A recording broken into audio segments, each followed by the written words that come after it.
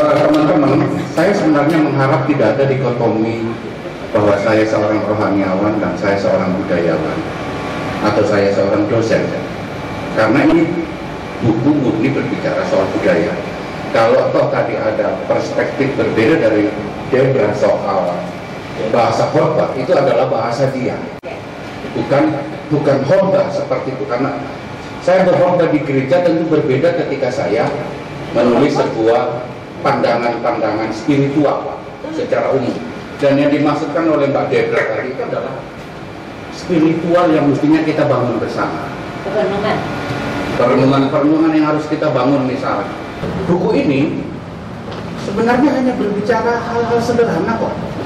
Salah satu contoh mungkin yang dimaksudkan oleh beliau, seorang perempuan yang mengeluh,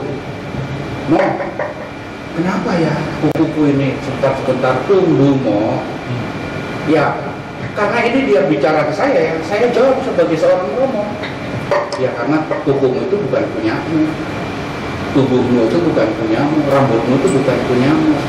Sekarang saya tanya, waktu rambutmu yang menghitam, memutih, kamu tahu nggak kapan kejadiannya? Nggak tahu nggak? Ya karena bukan milikmu, bukan punyamu, bla bla bla.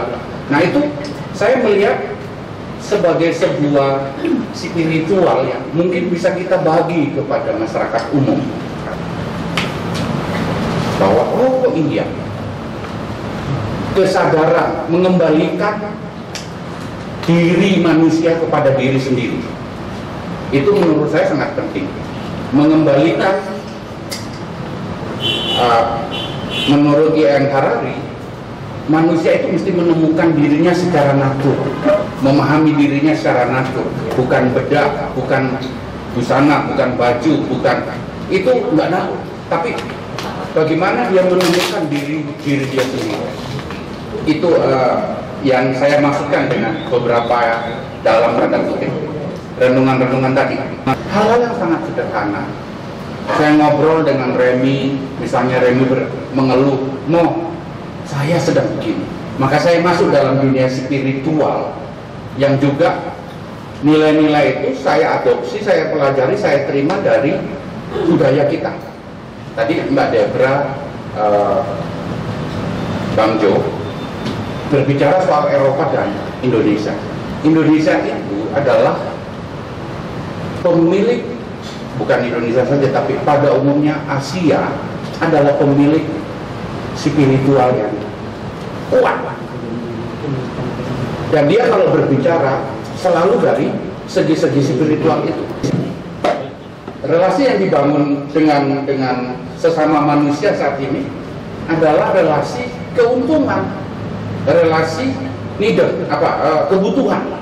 Padahal tradisi atau budaya kita orang Indonesia, saya bergaul dengan Remy karena Remy manusia, sama dengan saya bergaul dengan Nanang begitu, bergaul dengan Debra juga begitu, karena dia manusia, saya manusia, nggak ada hal lain.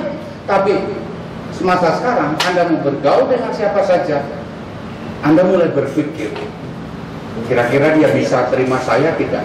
Kenapa? Karena manusia kehilangan, dalam sekali lagi saya juga akhirnya harus memakai I.M. Harari untuk berbicara.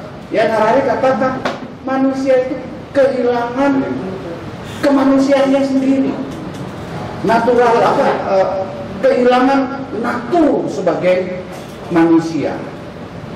Nah, kenapa? Ukurannya sekarang kalau aku nggak pakai baju ini, aku nggak bakalan dan seterusnya. Kalau saya nggak pakai model begini, kalau saya nggak pakai mobil gini, kalau saya macam-macam, sehingga dia tidak kembali muncul sebagai manusia seutuhnya. Nah itu yang saya coba kembangkan dengan berbagai-bagai persoalan dalam fragmen ini.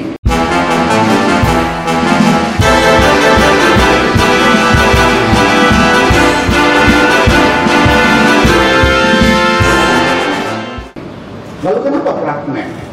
Fragmen itu adalah kalau dalam ilmu kesejarahan tadi sudah dijelaskan, dia adalah pecahan-pecahan. Kalau dalam ilmu pecahan-pecahan Kalau gerabah itu pecahan-pecahan, situs itu adalah fragmen.